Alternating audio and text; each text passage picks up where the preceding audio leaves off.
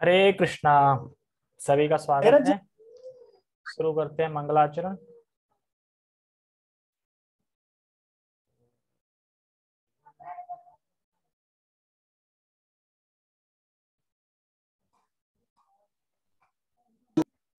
ओम अज्ञानतिमिरान्धस्य ज्ञानञ्जनशलाकया चक्षुरुन्मीलितं येन तस्मै श्रीगुरुवे नमः।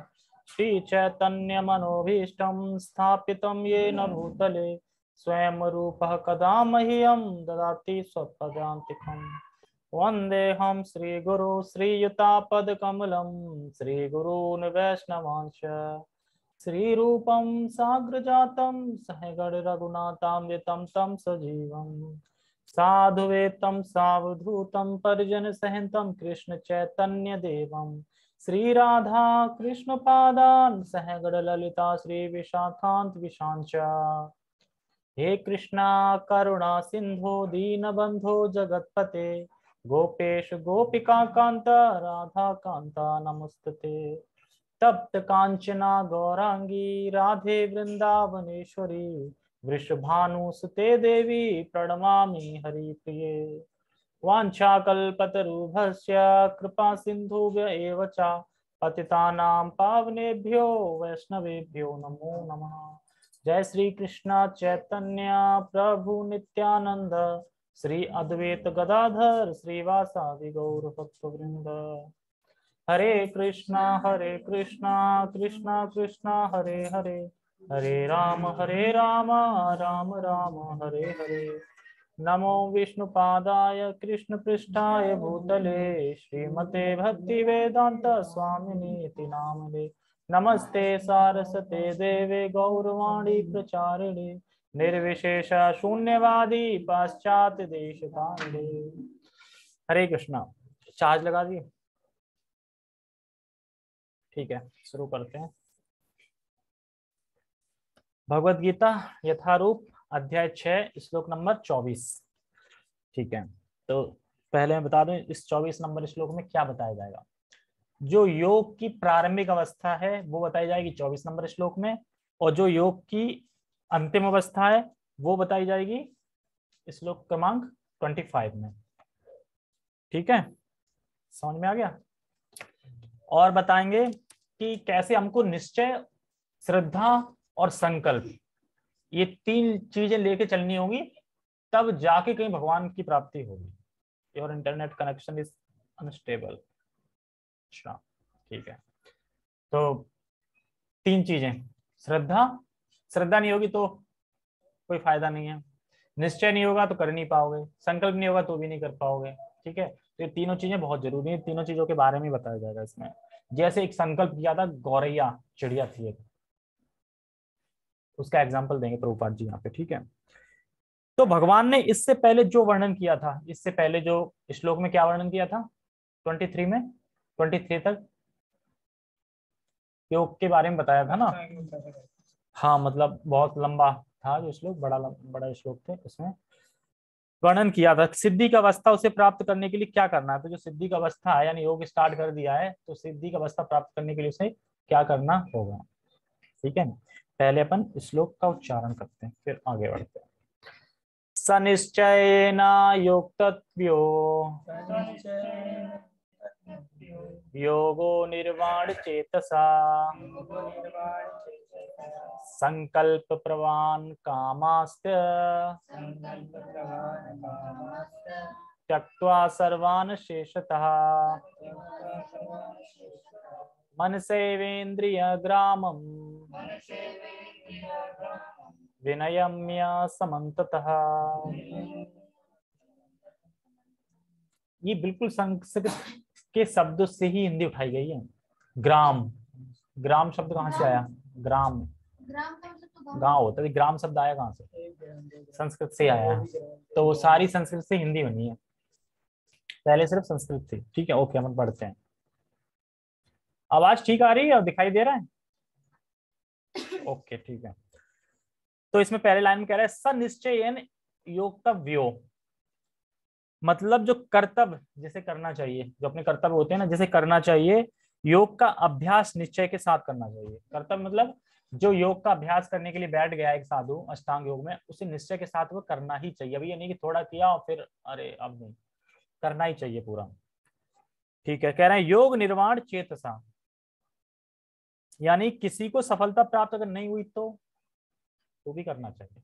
ऐसा जरूरी नहीं कि सफलता तुरंत प्राप्त हो जाए, कभी कभी टाइम भी लग जाता है, तो उसमें ऐसा नहीं है अब सफलता प्राप्त नहीं हुई तो अब छोड़ो यार, अब क्या करें, अब मिलेगी जरूर सफलता। तो कोई कठिनाई आए तो योग पद्धति को ना छोड़े। और सबसे बड़ी बात तो ये, भगवान नहीं चाहते कि मेरा भक्त ने अगर स्टार्टिंग कर दी भक्ति की तो भक्ति छोड़े, क्योंकि भगवान को पता है इस पद पे वो आ गया है। थोड़ा ही उसने करा, अगर वो निरुत्साहित होकर अगर उसने छोड़ दिया तो दिक्कत हो जाएगी, लेकिन अगर करता रहे तो मैं मुझे जरूर प्राप्त करेगा, ये भगवान जानते, इसलिए भगवान नहीं चाहते कि छोड़े। संकल्प प्रभावान कामास्त्यक्त्वा सर्वनाशतेश, मतलब संकल्प के प्रभाव से जो हृदय में भोग की इच्छाएं उठती है उनको त्याग दे। जब संकल्प करते हैं ना, तो संकल्प करने के बाद भोग की इच्छाएं उठती है, मतलब संकल्प तो ले लिया लेकिन उसके बाद मन सफर रहेगा ना, इधर भागता उधर भागते कर लो, तो ये उठता रहेगा, इनको त्याग दे। त्यागना समझते हैं? हाँ, त्यागना मतलब जो एक तो हमें अच्छा लग रहा है उसे त्याग है ना, त्याग कर दो, यानी जो चीज तुम्हें अच्छी लग रही है उसका त्याग करो। हाँ, तो एक्चुअली त्यागने में उसी को त्याग बोला जाएगा जो अच्छी लग रही होगी, जो अच्छी लग रही है उसको क्या त्याग होगे तुम? तपस्या शुरू कर दो। हाँ, अब कोई बोले कि हाँ, हाँ, जो अच्छा लगता हो। अब कोई बोले एक सब्जी छोड़ने की तो करेला छोड़ दे, तो त्याग बोले जाएगा वो सब। अब करेला वैसे ही नहीं अच्छा लग रहा, अब कोई बोले पनीर की सब्जी छोड़ दो तो त्याग बोला जाएगा। हाँ वो सही, पनीर की सब्जी तो सबको ही पसंद है ना, किसी किसी को हो सकता है पसंद ना हो, पर वैसे सबको ही पसंद होती है, जन सामान्य का। ठीक है, तो जो भौतिक इच्छाएं में भोग उठते हैं उनको त्याग दे। और कह रहे हैं कि मन कुछ भी बोलेगा, अरे ये भोग कर लो, अरे ये अच्छा है, अरे वो अच्छा है, इसे समझो तो ठीक है ये कर लो, ठीक है, लेकिन जो जितनी भी सारी भौतिक इच्छाएं उनको त्याग दे। और उसे सिद्धि प्राप्त हो सकती है, ये भी भौतिक इच्छा है, सिद्धि प्राप्त होगी ना, तो इसे भी त्याग दे। नहीं कि सिद्धि प्राप्त होगी, सिद्धि में खो गए तो पता चले पथ था भगवान के पास जाने का और पथ कुछ और ही हो गया। अब पता चले कि जय जयकार हो रही तुम्हारी, मालाएं डाली जा रही तुम पे, तुम फेमस बन गए, हीरो स्टार बन गए, लो हो गया काम, तो उसमें भी दिक्कत है, तो वो भी नहीं। लाभ और उसको टारगेट ना करके भक्ति के पथ को टारगेट करना उसे, मतलब बहुत सारी चीजें मिलेंगी जब भक्ति करता है कोई, या सिद्धियां सिद्धियां आएंगी, बहुत सारे भौतिक भोग आएंगे, इन सबको टॉलरेट करना है, मतलब त्यागना है, मतलब साइड में रख के एक स्थिर रखना है कि मुझे भक्ति करनी है। ओके, फिर कह रहे हैं मन से वेन्द्रिया ग्रामम विनिमम्य समन्तता। ग्राम मतलब समूह होता है, ग्राम मतलब एक एरिया, मतलब ग्राम मतलब गांव, गांव होता है, तो गांव का मतलब समूह हो गया ना पूरा, मतलब ग्राम मतलब गांव मतलब जिसमें बहुत सारे लोग हो, मतलब समूह एक हो पूरा, समूह ले रहे हैं यहाँ पे। ग्राम का मतलब होता है समूह। मन और इंद्रियों के सारे समूह को बढ़िया तरीके से मन और इंद्रियों को संयमित करें, इस तरह योग के पथ पे आगे बढ़ सकता है। तो ये योग पद्धति में बढ़ने की, जो योग पद्धति में आगे बढ़ना है उसकी प्रारंभिक अवस्था इस श्लोक में बता रहे हैं। ठीक है, हम पढ़ते हैं टेक्स्ट।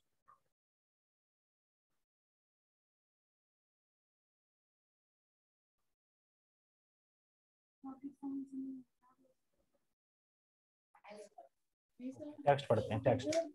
मनुष्य को चाहिए कि संकल्प तथा श्रद्धा के साथ योगाभ्यास में लगे और पथ से विचलित ना हो। उसे चाहिए कि मनोधर्म से उत्पन्न समस्त इच्छाओं को निरुपवाद रूप से त्याग दे और इस प्रकार मन के द्वारा सभी ओर से इंद्रियों को वश में करे। ओके, तो इसमें क्या बता रहे हैं कि भगवान कह रहे हैं संकल्प, संकल्प बहुत जरूरी है तुम्हारा। भगवान कह रहे हैं संकल्प और श्रद्धा, ये दो चीज।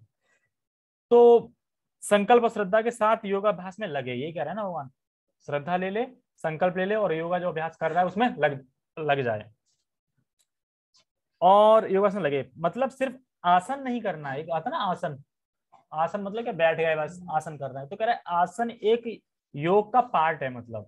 लेकिन ये नहीं कि आसन ही योग हो गया, अब आसन योग नहीं है। एक्चुअली यहाँ पे लोग बताते हैं ना कि आसन कर लो, थोड़ा योग कर लो, योगा अलग है, आसन अलग है। आसन एक पार्ट है, मतलब जैसे 8 चीजें बताई गई थी ना अष्टांग योग में, उसमें एक आसन भी आता है, तो वो एक पार्ट है खाली। अब जैसे कि योग का मतलब क्या होता है, तो कैसे मतलब जुड़ना, जैसे ये भगवान है, हम जुड़ जाए ऐसे करके, कंधे से कंधा जुड़ जाना है उसमें तो चिपक जाए, ये ऐसे कार्य करने जिससे भगवान से हाँ, कनेक्शन। मतलब भगवान से संबंधित कार्य करना, मतलब कार्यों से जुड़ना, जो भगवान चाहते हैं वो करना, इस तरीके से भगवान की सेवा करना, इस तरीके से जुड़ना है। ये नहीं कि अब कंधे पे कंधा मिला के चिपक जाए भगवान से, चिपकेंगे नहीं। ठीक है, तो जुड़ना है। तो आसन, आसन का पार्ट है, पर कुछ लोग इसी को योगा बोलते हैं। तो योग का मतलब होता है जुड़ना, यानी भगवान के साथ प्रेम बंधन में जुड़ना, प्रेम से बंधन जुड़ना।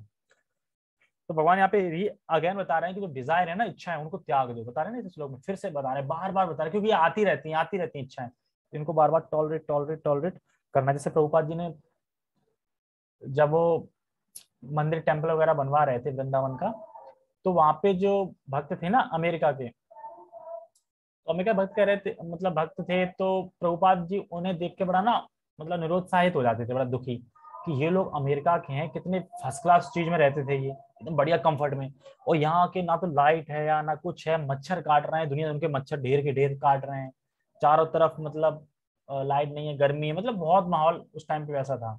तो कैसे रह रहे हैं, तो बड़ा दुखी होते थे। तो वही कह रहे थे, भक्तों टॉलरेट करते थे कि जो भी परेशानी आ रही है उसको अनदेखा अनदेखा अनदेखा। इसमें तो कुछ नहीं बता रहे हैं, जो मायापुर का बना था ना, वहां पे तो बता रहे थे, वहां पे तो ऐसी स्थिति थी कि इतनी तेज तूफान आता था वहां पे, कि जो बाथरूम बना थे, बाथरूम पता चले कि रात को बाथरूम ही उड़ गया।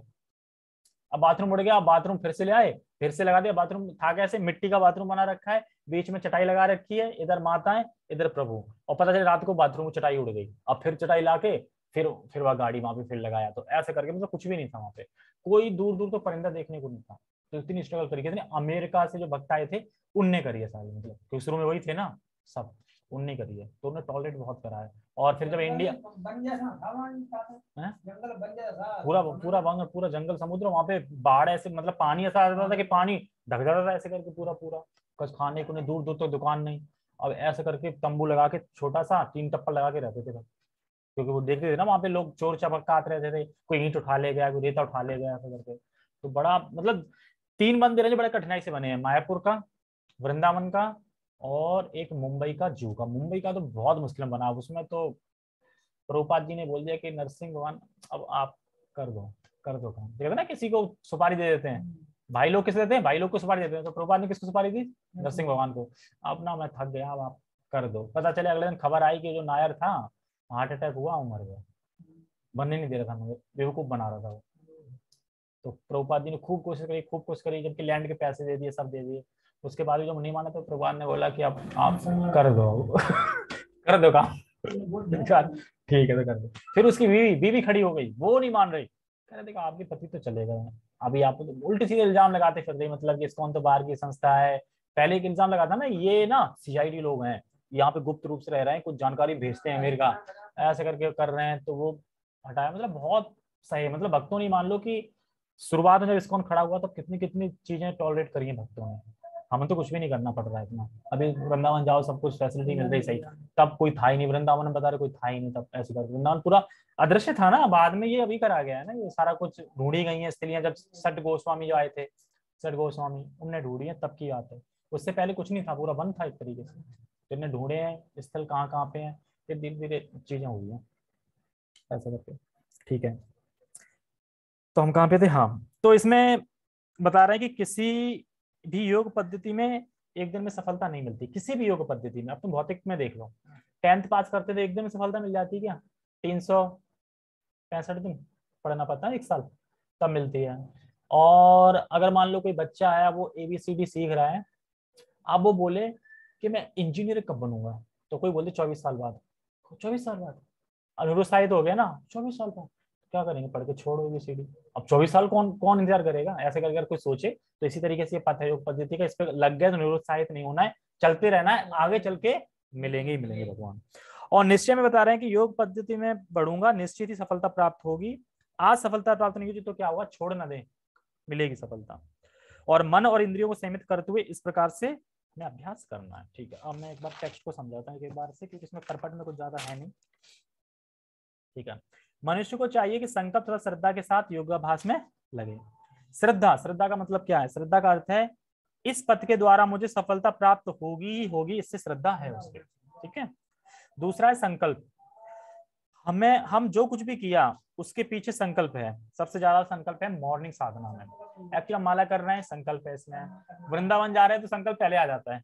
कभी देखा कि वृंदावन अकस्मात संकल्प पहले जरूर आ जाएगा, जाने से पहले संकल्प जाता है हाँ चलना है तो जाते हैं। कभी कभी ऐसा होता है कि हाँ तो बोल दिया पर बाद में मन करता नहीं जाने का, पर हाँ ऐसी जगह बोला कि ना कर नहीं सकते। कभी ऐसा होता है कि जबरदस्ती मान लो हाँ ठीक है ओके आएंगे, अब बाद में सोचते रहते हैं यार क्यों हाँ कर दिया, क्यों हाँ कर दिया, वो कर दिया कर दिया।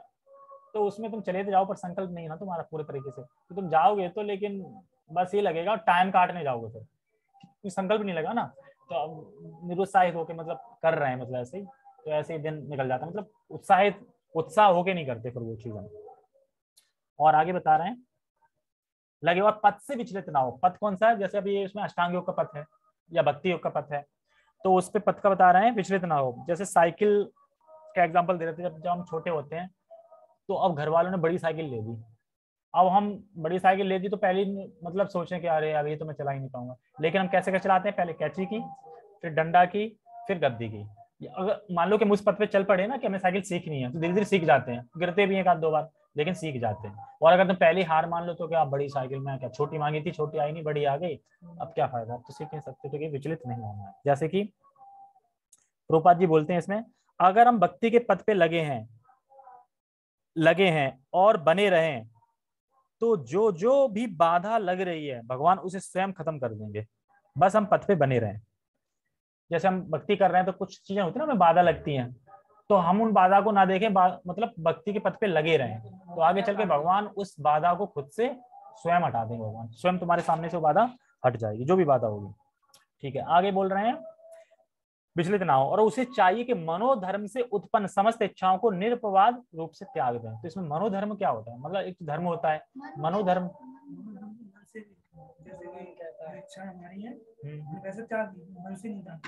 अच्छा ठीक है, जैसे मन सोचने लगता है कि तुम एक विशेष प्रकार की इंद्रिय भोग है, जब तुम वो करोगे तो तुम बहुत संतुष्ट हो जाओगे, बहुत सुखी हो जाओगे। ठीक है, ये मनोधर्म मतलब मन बोल रहा है ना कि तुम विशेष प्रकार की इंद्रिय तृप्ति करो, उससे तुम प्रसन्न हो जाओगे, खुश हो जाओगे। ओके, और अगर बाई चांस नहीं हो पाए तो कहीं तो क्या हो, उससे नहीं हो पाए ना दूसरी से हो जाओगे, ये करो इससे हो जाओगे, ऐसे नहीं हुए नहीं तुम ये करो इससे, ये मनोधर्म है सारे चल रहे हैं, होंगे किसी से नहीं, क्योंकि संतुष्ट तो भगवान से हो सकते हैं और किसी से हो नहीं सकते। तो वही है, तो मनोधर्म कहता है कि किसी एडजस्टमेंट के द्वारा मैं भौतिकता में संतुष्ट हो जाऊंगा, किसी एडजस्टमेंट के द्वारा, मतलब यहाँ एडजस्ट हो गया, यहाँ एडजस्ट हो गया। जैसे पिछले बताया है कि प्रभु कहते हैं ना कि एक्चुअली एक मान लो एक फ्रेम है और उस फ्रेम में फोटो फिक्स होगी कृष्ण की, लेकिन हम कृष्ण को हटा के और फोटो वहां फिट करने की कोशिश करते रहते हैं, कभी भाई की, कभी बहन की, कभी दोस्त की, और फिट होती नहीं वहां पे। तो मतलब फिट नहीं होती, मतलब कि इस हृदय में सिर्फ भगवान से ही प्रेम हो सकता है, बाकी किसी से हो नहीं सकता, लेकिन हम फिट करना चाहते हैं तो फिट नहीं होगा। ठीक है, ओके, परपट पढ़े। तात्पर्य, योगाभ्यास करने वाले को दृढ़ संकल्प होना चाहिए और उसे चाहिए कि बिना विचलित हुए धैर्य पूर्वक अभ्यास करें। जब आप एबीसीडी सीख रहे हैं, तो ये मैंने बता दिया बच्चे वाला, एबीसीडी सीख रहे हैं, वो बोल दे कि इंजीनियर कब बनेंगे, 24 साल बाद, तो नहीं अब छोड़ दो यार, कौन पढ़ेगा एबीसीडी, जब 24 साल कौन वेट करेगा, ऐसे बोलते तो वो नहीं करना। तो जितना टाइम लगेगा तो फिर भक्ति करने में कितना लगेगा, तो अभ्यास करते रहे। अब सोचो जब इंजीनियर बनने में 24 साल लग रही है, तो भक्ति करके भगवान मिलने में कितने दिन लगेंगे, तो हमें इसलिए धैर्य के साथ अभ्यास करते रहना चाहिए। अंत में उसकी सफलता निश्चित है, भगवान खुद कह रहे हैं अंत में उसकी सफलता निश्चित है। उसे यह सोचकर बड़े ही धैर्य से, यह सोच के बड़े ही धैर्य से इस मार्ग का अनुसरण करना चाहिए, और यदि सफलता मिलने में विलंब हो रहा हो तो निरुत्साहित नहीं होना चाहिए। निरुत्साहित मतलब जो भगवान कहते हैं जब कोई भक्ति के पथ पे आता है तो मैं जानबूझकर उसके हृदय में अपने आप को प्रकट नहीं करता हूं। हाँ, उसके धैर्य की परीक्षा लेते हैं, प्रकट क्यों नहीं करते, प्रकट कर देंगे तो लोग क्या कहेंगे, अरे कृष्ण की भक्ति क्या, वो तो बहुत आसान है, एक बार हरे कृष्णा बोलो प्रकट हो जाते हैं भगवान, वो बहुत आसान है, बहुत इजी है, करो। तो भगवान थोड़ा स्ट्रगल करते हैं ना, तो आसानी से तो तुम आलसी हो जाओगे ना फिर। ठीक है, तो व्यक्ति सोचेगा कृष्ण तो बहुत आसान है, तो कृष्ण को देखते हैं, कृष्ण देखते हैं, धैर्य की परीक्षा लेते हैं। क्या आप कृष्ण को प्राप्त करना चाहते हैं, ये सवाल पूछा जा रहा है। क्या आप कृष्ण को प्राप्त करना चाहते हो, तुम तुम नहीं करना चाहते? कौन कौन नहीं करना चाहता? सभी करना चाहते हैं। जूम में सभी करना चाहते हैं ना, तो फिर 3 चीजें सुन लो, वो करनी है, ठीक है, अगर प्राप्त करना चाहते हो। 3 चीज क्या है? अनुकूल भाव।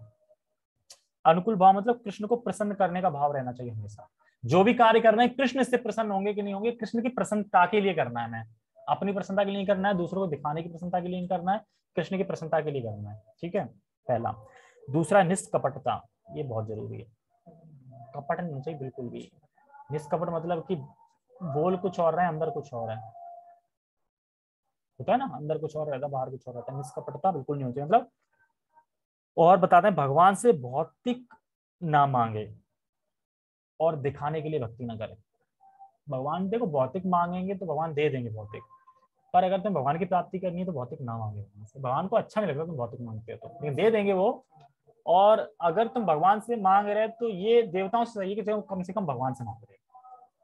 भगवान से मांगने में बस एक ही चीज की फायदा है कि भगवान दे भी देंगे और तुम्हें शुद्ध भी करेंगे। और देवता देंगे पर वो शुद्ध नहीं करेंगे। देवता भी वो चीज देंगे पर वो शुद्ध नहीं करेंगे तुम्हें, और भगवान देंगे भी और शुद्ध भी करेंगे साथ में, ठीक है। क्यों कपट कैसे लगा?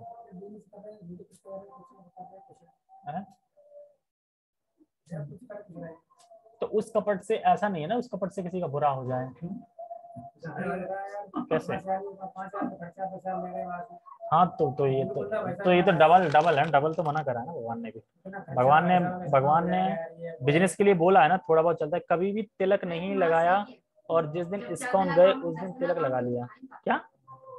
अच्छा दिखावा, दिखावे के ऊपर बोल रहा है कि कभी तिलक नहीं लगाया और इस्कॉन में गए तो तिलक लगा लिया, तो वो भगवान से कपट है। आपस में मत बोला करो ना, आपस में बोलना शुरू कर देते। एक डब्बा टांगूंगा मैं यहाँ पे, ठीक है, उसमें फाइन लिखूंगा 100 रुपए और देना पड़ेगा। तो जिसके पास ज्यादा पैसा हो वो बोले बीच में, और जिसके पास पैसा ना हो वो नीचे ना बोले, ठीक है। और डब्बे में 100 रुपए तुरंत ही डालने पड़ेंगे, और फिर आगे चल के उसका भगवान में यूज होंगे, मतलब वो किसी भी चीज में कर वो, तो ठीक है। अब कल से टांग दूंगा मैं यहाँ पे। हम आएंगे ही नहीं, जूम पे सुन लेंगे ना यूट्यूब पे उसमें भी बोलेंगे तो उसमें भी दिक्कत नहीं है। क्लास को क्लास में आपस में नहीं बोलना, जो बोलना है मुझसे पूछो, और उसके बाद में क्लास के बाद खूब जितना पूछना पूछा करो, ठीक है, ओके। क्या बोले? प्रभु जी ने बताया था, तो भगवान से कपट है। हाँ, कपट मतलब यही है कि दिखावा कर रहे हैं तो कपट ही तो हुआ ना, भगवान से कपट ही तो कर रहे हैं ना। वैसे तो भगवान मान नहीं रहे, मंदिर का तो लगा लिया, तो ये कपट ही हुआ ना, ठीक है।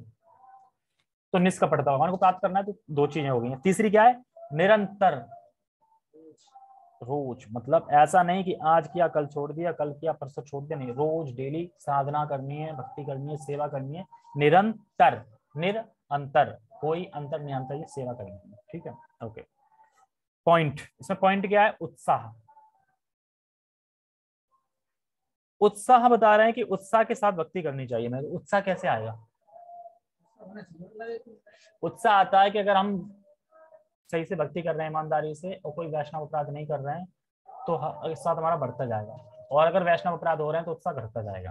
तो जब उत्साह घट रहा है तो चेक करें, डायरी खोलें, कहाँ कहाँ मैंने वैष्णव अपराध किया, उसको ठीक करें, क्षमा मांगे, माफी मांगे।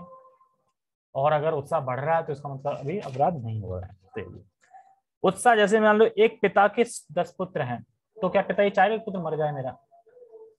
50 हो तो, 100 हो तो, 300 हो तो, 1000 हो तो ऐसे हम सब कृष्ण के पुत्र हैं, तो कृष्ण चाहेंगे मेरा बेटा मरे? नहीं, ठीक है। अगर कोई भक्ति में गिर गया, मतलब विपत हो गया, तो उसके भाई को क्या जिम्मेदारी है? मतलब पुत्र 100 पुत्र है ना पूरी दुनिया पुत्र, उसको चाहिए उसको उठाएं और भक्ति में लगाएं, ठीक है। तो यही बता रहा है। तो भगवान से मांगो, भगवान आप मुझे माया से बचाएंगे, मतलब आप बचाएं, और मेरे मन को आपके चरणों में स्थिर करें, स्थिर रहें, करें, आपकी भक्ति के पथ से हम दृढ़ रहें। तो ऐसा मतलब भगवान से प्रार्थना करें, भगवान आप ही इस माया से बचा सकते हैं, आपकी माया है ना, क्या था नाम, मम माया, क्या श्लोक आगे, प्रत्या, मतलब मेरी माया बहुत प्रबल है, मतलब बहुत शक्तिशाली है, तो उससे पीछा हम नहीं छुड़ा सकते, हमारा आत्मा नहीं। भगवान कहेंगे हट तो हटो। जैसे डॉग का एग्जांपल देते हैं, मालिक बोले तो कुत्ता मान जाता है, हमें डर लगता रहता है उससे, हाँ वही बात, ठीक है, आगे पढ़ते हैं। ऐसे दृढ़ अभ्यासी की सफलता सुनिश्चित है। जो ऐसा दृढ़ है ना, निश्चय, धैर्य, उत्साह, ये सब चीजें हैं तो उसकी सुनिश्चित है। तो भक्तियों के संबंध में रूप गोस्वामी का कथन है। क्या कथन है, पढ़ते हैं। उत्साहिनश्च या धैर्यात् तत्कर्म प्रवर्तनात् संग त्यागात् सतो वृत्ते षड्भिर्भक्ति प्रसिद्ध्यति। मतलब मनुष्य पूर्ण हार्दिक उत्साह, धैर्य तथा संकल्प के साथ भक्ति योग का पूर्ण रूपेण पालन भक्ति के साथ रहकर निर्धारित कर्मों के करने तथा सत्कार्यों में पूर्णता लगे रहने से कर सकता है। तो इसमें प्रभु जी बता रहे थे कि ये बहुत बड़ा टॉपिक है, अगर इस पर चर्चा की जाए तो 1-2 घंटे लग जाएंगे, लेकिन उन्होंने शॉर्ट में बताया था। एक सेकंड, क्या है, जैसे माया किसी का भी रूप ले सकती है, तो क्या माया भक्त के रूप में भी आ सकती है? एक्चुअली माया भक्त के रूप में कैसे आ सकती है? कहते ना कि भक्त की जो मैं ना, जो उसमें बताया ना, कौन सा वो श्लोक है, भुक्ति मुक्ति स्त्रीहा, और जो भुक्ति मुक्ति ये सब होती है, ये तो भक्त की ना दासी होती है एक तरीके से। भक्त उसके इसमें होता है, अगर भक्त है तो उसके रूप में माया नहीं आएगी, लेकिन अगर वो भक्त का दिखावा कर रहा है और माया कर रहा है तो वो भक्त नहीं है। फिर मान लो कि कोई भक्त के रूप में माया आई, अगर वो फंसा रहा है तुम्हें या माया में प्रवचन दे रहा है, कुछ दे रहा है, तो फिर इसका मतलब भक्त नहीं है ना। भक्त होगा तो फिर उस रूप में नहीं आएगी। लेकिन ये हो सकता है कि कुछ भक्त ऐसे होते हैं कि जिन्हें थोड़ा प्रजल्पा करने की आदत होती है, मजाक करने की आदत होती है, तो उनसे थोड़ा दूरी बना के रखें बस। हरे कृष्णा बोले दूर बना, लेकिन ये नहीं कि वो भक्त नहीं है, भक्त हैं, नहीं पता चले तुम उन पे अपराध कर दो, अरे ये तो माया में गिरे हुए। नहीं, जो इस्कॉन के रूल फॉलो कर रहा है वो भक्त है, ठीक है। लेकिन ऐसा है कि भक्त की अलग अलग चेतना होती है ना, किसी की मतलब कोई ज्यादा मजाकिया होता है, कोई दृढ़ता से करता है, तो हमें ऐसे भक्तों का संग करना चाहिए, छेक के उसमें कि कौन सही है। जैसे कि हॉस्पिटल है इस्कॉन, उसमें मरीज कुछ ठीक हो चुके हैं, कुछ आए नए नए, कुछ पड़े हैं अभी, तो सब तरीके के मिलते हैं मिक्सेस, तो हमें उनको देखना है जो सही है बस, क्योंकि बाकी सब ठीक हो रहे हैं। राग द्वेष कैसे हो गया? हम द्वेष थोड़ी कर रहे हैं, संग नहीं करना ना ज्यादा, संग नहीं करना ना ज्यादा, ये तो नहीं है ना जबरदस्ती संग करना। अब वो मतलब खाना खाते हुए तुमसे कर रहा है भौतिक बातें और तुम भी लगे, संग नहीं करना है ना। ठीक है, हरे कृष्ण प्रभु जी, भोजन पा ले, कुछ भी कर सकते हैं इसमें वो थोड़ी होगा। हाँ, लेकिन ऐसा इनसे बहुत है कि जो भक्ति सही से दृढ़ता से कर रहा होगा तो वो फिर ऐसे करेगा ही, वो सब क्योंकि टोपाल जी की वही किताब हम पढ़ रहे हैं, वही सब पढ़ रहे हैं, तो फिर समझ में तो वही आएगा ना। लेकिन वही है कि जितने जैसे पुण्य होते हैं उस हिसाब से वो शुद्ध होता है धीरे धीरे, ठीक है, तो कर सकता है। तो देखो, उत्साह का भक्ति का एक स्वभाव है कि अगर हम अपराधों से बचें तो भक्ति में उत्साह बढ़ जाता है, और अगर हम उत्साह कम हो रहे हैं तो चेक करो कि हमसे कहीं वैष्णव अपराध हो रहा है। वैष्णवों की हम सेवा करनी चाहिए, तो वैष्णव की सेवा हम कैसे कर सकते हैं? प्रसाद देके। आप एक बात बताओ, अगर तुम कभी मंदिर गए हो और कोई बड़ा अच्छा मृदंग बजा रहा है तो तुम्हें सुख मिलता है? यानी वो तुम्हारी सेवा कर रहा है, ऐसा तो इस तरीके से सेवा कर सकते हैं। मृदंग बजा के भी भक्तों की सेवा कर सकते हैं। मजा आता है ना, कोई बढ़िया करतार मृदंग बजा रहा हो तो नृत्य करने में कितना मजा आता है, मतलब खूब उसमें। तो इसके तो तुम उन भक्तों की सेवा कर रहे हो ना, जो जो मतलब नृत्य कर रहे हैं, जो सुन रहे हैं, जनता पूरी सबकी सेवा कर रहे हैं ना। एक ये प्रसाद देके भी सेवा कर सकते हैं। और सेवा ऐसी करनी है कि अगर किसी को तुमने वैष्णव को खिलाया, उसने तुमसे धन्यवाद नहीं बोला, फिर भी उसका वैसे ही सम्मान करना, भले वो धन्यवाद बोले या ना बोले तुमसे, ठीक है। क्योंकि वो जिस जिस कौर में वो संतुष्ट हो रहा है ना, तुमने जो दिया प्रसाद, वो जिस जिस कौर में उठा के संतुष्ट हो रहा है, उतना तुम्हारा अकाउंट ऊपर बढ़ रहा है भगवान के वहां। तो भगवान क्या कहते हैं, मेरा मुख क्या है, ब्राह्मणों का मुख मेरा मुख है, मतलब ब्राह्मणों मुख में दोगे, क्योंकि मुझे अग्नि के मुख से भी इतना पसंद नहीं है जितना ब्राह्मणों के मुख से मुझे बहुत पसंद है नहीं कह सकते। इसलिए हमें ये सब चीजें सेवाएं करनी चाहिए। जहां तक संकल्प की बात है, मनुष्य को चाहिए कि उस गौरैया का आदर्श ग्रहण करे, ठीक है। मैं इससे पहले थोड़ा 1-2 पॉइंट और बता दूं। भक्त को प्रसाद खिलाने, ये तो बता दिया मैंने, ठीक है। भक्तों की सेवा करनी चाहिए, इससे हमारा उत्साह बढ़ता है। आगे ना, भक्तों की सेवा करोगे तो उत्साह बढ़ेगा। मान लो तुम कथा आयोजन करो संडे को, फिर देखो तुम्हारा उस दिन उत्साह बढ़ता है कि नहीं बढ़ता है। अगले 3-4 दिन तक उत्साह बना रहेगा भक्ति में और ज्यादा, है ना। किसी को बुला के कथा वथा करवाओ तो उत्साह बढ़ जाता है, सेवा कर रहे हैं ना भक्तों की, तो उत्साह बढ़ जाता है। इसमें संग त्याग भी ऐसा है श्लोक में, संग त्याग किसका करना है? संग त्याग करना है भौतिक लोगों का, भौतिक लोगों का संग नहीं करना चाहिए। काम की बातें कर सकते हैं, इसमें संग काउंट नहीं होगा। एक्चुअली मैं जॉब कर रहा हूँ, जॉब के पर्पज पे सर से बात करनी पड़ रही है, जॉब के पर्पस पे वहां कुछ और उससे बात करनी पड़ती थी, तो भौतिक संघ कर रहे हो तुम। नहीं, काम के ऊपर जो बात करनी पड़ी उसको संघ नहीं बोलते। इससे एक्स्ट्रा तुम अपने हृदय की बातों में लगे हो, गुपचुप करने में लगे हो, मतलब बैठ गए गप्पे मार रहे हो, वो आ गया भौतिक संघ में। ठीक है, तो काम पढ़ने पे बात कर सकते हैं, उसमें भौतिक संघ का दोष नहीं लगता। ठीक है, तो कह रहे हैं इसलिए प्रभुपाद जी यहाँ पे बता रहे हैं कि निश्चय कैसा होना चाहिए इस गौरैया की कहानी से। तो गौरैया की कहानी ध्यान से सुनो। मनुष्य को चाहिए कि उस गौरैया का आदर्श ग्रहण करे जिसके सारे अंडे समुद्र की लहरों में मग्न हो गए थे, मतलब मग्न हो गए थे, बह गए थे, चले गए थे कह समुद्र में। कहते हैं कि एक गौरैया ने समुद्र पर अंडे दिए, किंतु विशाल समुद्र उन्हें अपनी लहरों में समेट ले गया। इस पर गौरैया अत्यंत क्षुब्ध हुई, दुखी हो गई, और उसने समुद्र से अंडे लौटा देने के लिए कहा, किंतु समुद्र ने उसकी प्रार्थना पर कोई ध्यान नहीं दिया। अतः उसने समुद्र को सूखा डालने की ठान ली। अब बताओ, चिड़िया अपने मुंह में पानी भर के कितना सुखाएगी, समुद्र को सुखाने चलिए तो लोग हंसेंगे ना, उपवास करेंगे। तो वह अपनी नन्ही सी चोंच से पानी उलीचने लगी। सभी उसके इस असंभव संकल्प का उपहास करने लगे। उसके इस कार्य की सर्वत्र चर्चा चलने लगी। तो अंत में भगवान विष्णु के विराट वाहन पक्षीराज गरुड़ ने यह बात सुनी। उन्हें अपनी इस नन्ही पक्षी बहन पर दया आई और वे गौरैया से मिलने आए। गरुड़ उस नन्ही गौरैया के निश्चय से बहुत प्रसन्न हुए और उन्होंने उसकी सहायता करने का वचन दिया। गरुड़ ने तुरंत समुद्र से कहा कि वह उसके अंडे लौटा दे, नहीं तो उसे स्वयं आगे आना पड़ेगा। इससे समुद्र भयभीत हुआ और उसने अंडे लौटा दिए। तो वह गौरैया गरुड़ की कृपा से सुखी हो गई। तो इसी प्रकार योग विशेषतया कृष्ण भावनामृत में भक्ति योग अत्यंत दुष्कर प्रतीत हो सकता है, किंतु जो कोई संकल्प के साथ नियमों का पालन करता है, भगवान निश्चित रूप से उसकी सहायता करते हैं, क्योंकि जो अपनी सहायता अपने आप करते हैं, भगवान उनकी सहायता करते हैं। तो इस कहानी से क्या सीखे? तो जनरल नॉलेज अवेलेबल अपना वही है कि अपने भक्ति दृढ़ता से करेंगे, अपना अपनी भगवान की सहायता हमारी करेंगे। हाँ, भगवान किसी न किसी रूप में तुम्हारी सहायता करेंगे, क्योंकि तुम अपनी सहायता खुद से कर रहे हो ना। संकल्प है, मतलब ऐसा काम जो कि कठिन है, मतलब कर ही नहीं सकता, संभव है, फिर भी तुम निश्चितता से कर रहे हो, मैं करके रहूंगा, तो फिर भगवान साथ देते हैं, सहायता करेंगे भक्तों को भेज के या खुद आके या जैसे भी करें वैसे। तो यही चीज बता रहे हैं यहाँ पे कि एक भक्त ने बोला है, Krishna can not reject one thing since desire of living entity to attend him. मतलब मुझे भी नहीं पता इंग्लिश का मतलब, हिंदी में बता रहा हूं।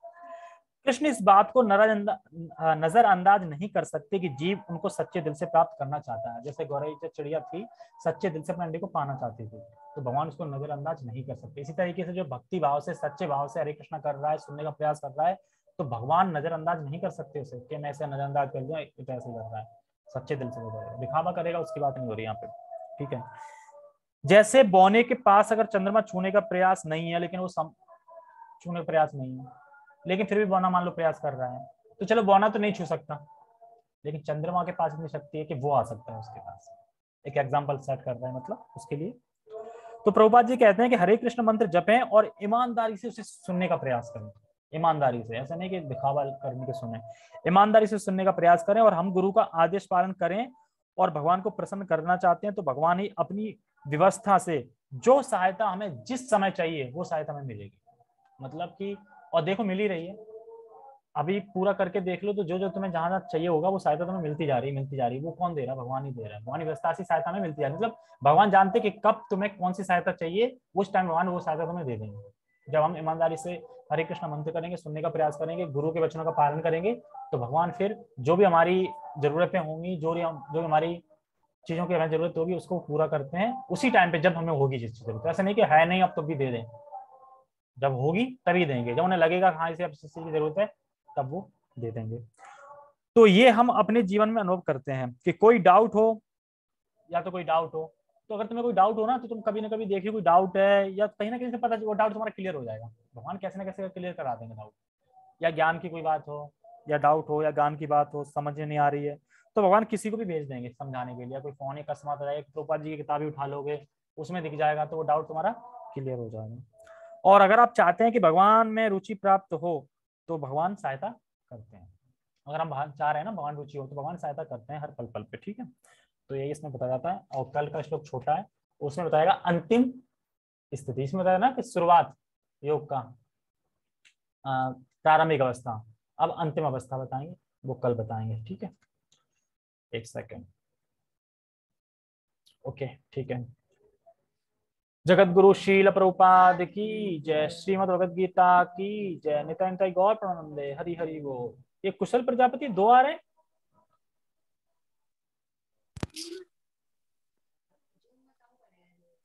हरे कृष्णा। वो कौन सा फोन है? 2 मिनट है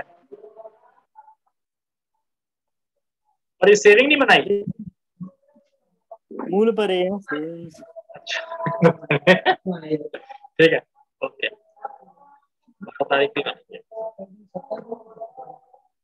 चलो ठीक है, फिर स्पॉट पे स्टॉप करते हैं। जगत गुरु शील प्रभुपाद की जय, श्रीमद् भगवद गीता की जय, नित्यानंद गौर प्रेमानंदे, हरि हरि। एक सेकंड, मैंने रिकॉर्डिंग ऑफ नहीं करी ना, मुझे याद ही